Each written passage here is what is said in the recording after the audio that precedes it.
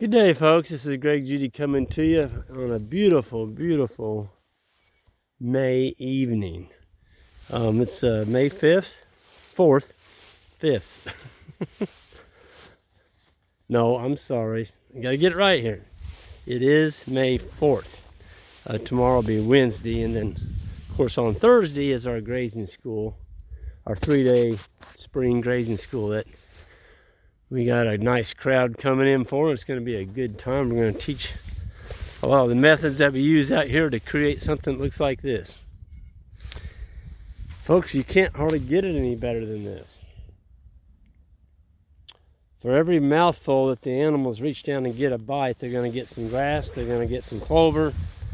And I say grass, there's like 3 different kinds of grass. There's fescue, there's orchard grass, there's some brome in here, and there's also some bluegrass. There's white clover, there's red clover, and we didn't seed nothing. Didn't seed nothing. This all just came. But it came as a direct result of management. So we were here with the cow mob.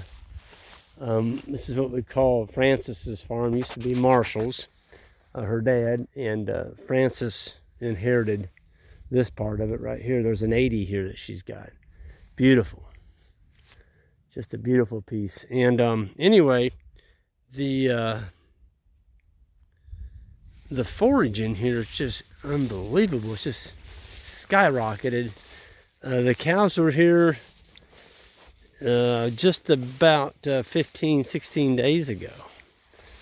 And I mean, it's coming hard. So what we've done is we took the cow mob and we're going to split it. We're going to give the cow mob what we call Doc's farm and the Judy farm, and the bull mob, which is up to 74 now, soon going to be close to 80. That's going to be, well, more than that, 80, around 83, 84. They're going to be over here. So we're going to give them what we call Jack's and the Lifetime Lease farm, part of that, and this farm. So we'll be able to keep them apart. You know, there's no accidents of them getting bred early or anything like that, the cows, because the bulls aren't going to be around them. Man, I'm telling you, this is just beautiful. I can't believe how much it's grown in such a short period of time. I mean, we had a lot of animals in here. You can't even hardly tell we grazed it. But you know, we had 1.5 inches of rain twice, and now they're saying next week is going to be abnormally, what the weatherman say? Abnormally soupy, whatever. So it sounds like we're going to get quite a bit of rain next week, but we got a sprinkle today. It didn't, amount to anything, but yeah. Got some thorn trees down here I see need my attention. These are the size, there's a big one I'm going to leave. There's another big one. There's a big one over there. But these right here are right out here in the pasture. There's 4 of them. They're too close together, and they're just getting with it. So we'll probably come in here and lop those dudes and treat the stumps so we don't, see, those things came back mad. You can see the thorns on them. So that would have been brush hog. I didn't brush hog this last year. That's 2 years old. That's what happens in 2 years of not brush hogging honey locusts. If you got sprouts, you better get on them, and you need to put something on. Just brush hogging them doesn't kill them. It does kind of keep them at a manageable level, but these are getting past that. So looks like I've got a date with these trees over here. I do use on a tree that size right there, that's a chainsaw. Those have gotten too big. These others over here, the stalks on them aren't that big. I'll be using a steel weed eater. Well, you can see they're not very big, about the size of my finger. I can use a steel weed eater with what they call the Ninja Star. It's got the 3 prongs on it. You can sharpen with a file. And I mean, it gets with it. I've got the biggest weed eater made. I've actually got 2 of them, so we can, we can actually gang up on these things. But you let that herd right there go, and you can have a herd of them. None of them will do any good. There's just too many of them. And I've got all this shade right there. I don't need any more trees right here, so those are going to be taken out. There's a nice honey locust up there, a young one. I'm gonna leave it. This is unbelievable what's happened though in just the last couple years. I am now on the 40 that we bought. Jan and I, we were able to get 40 of this of the Marshall farm, and then our lifetime lease owner got the other 40. So we were able to keep all the Marshalls together. And I know Marshall would appreciate the way his farm looks today, knowing that there's not houses growing all over it. And that seems to be what's happening.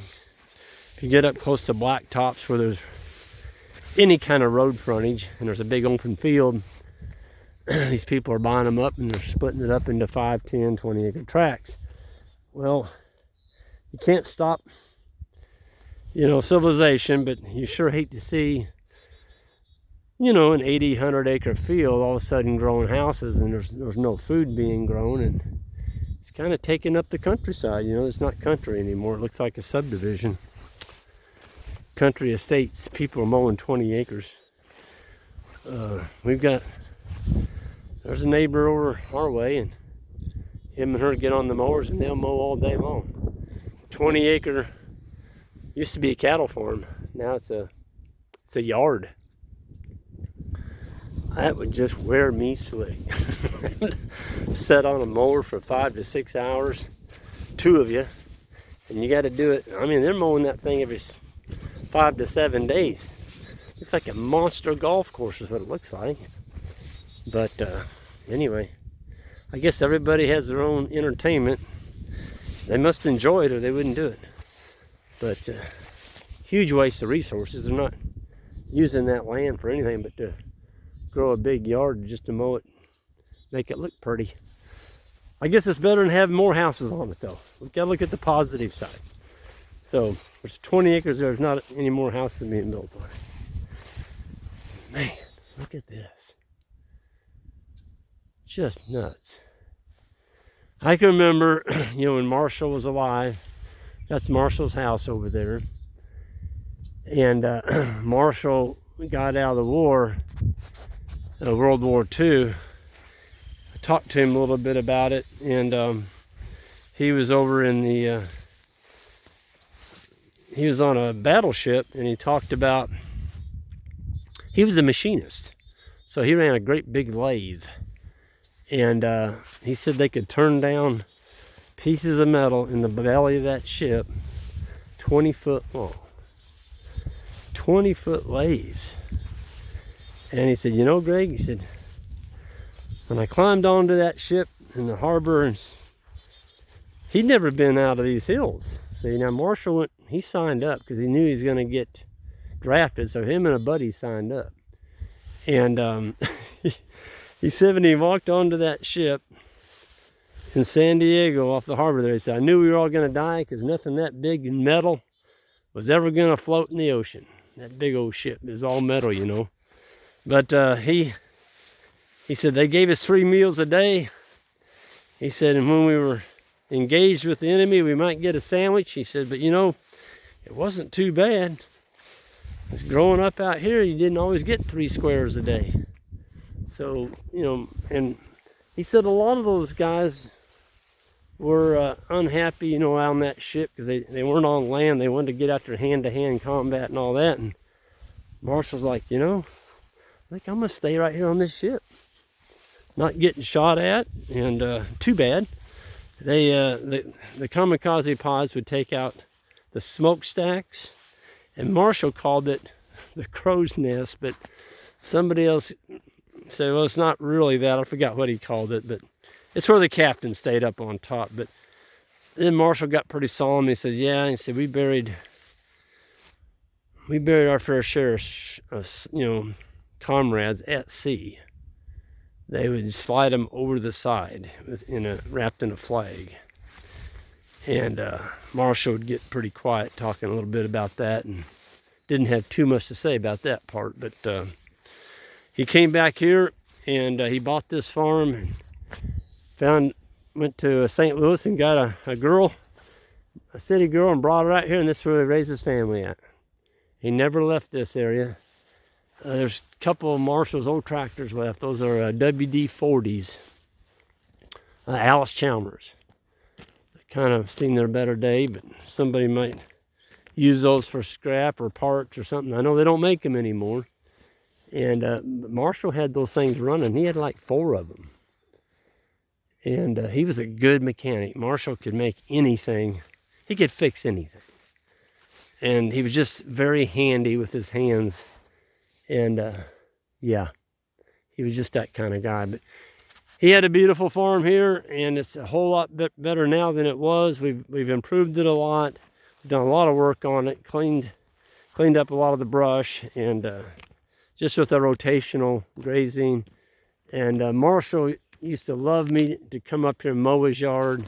He'd be sitting up there in that old house, and I'd get off work, and there was a gate right over there. I'd open that gate, we'd bring 320 head or something into his yard here and mow it. And them cows would mow it. I mean, they would take her down because the grass was tender. And Marshall got the biggest kick out of watching those cows graze his yard. And he'd always smile and says, "Greg, can you come back in 7 days and do it again?"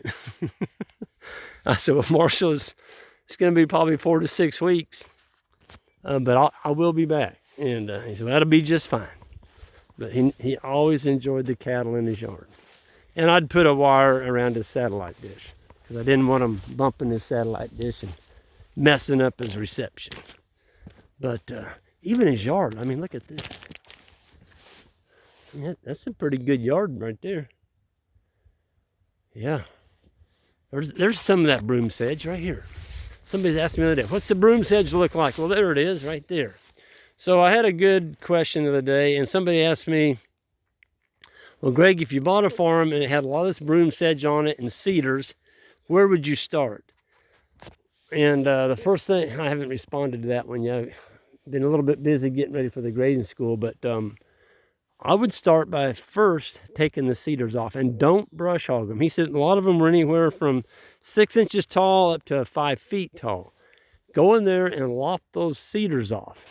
If they're lopper size, the size of your thumb, lop them off with a pair of limb loppers. If they're as big as your wrist, you got to use a chainsaw, but cut those things down. Do not brush hog them.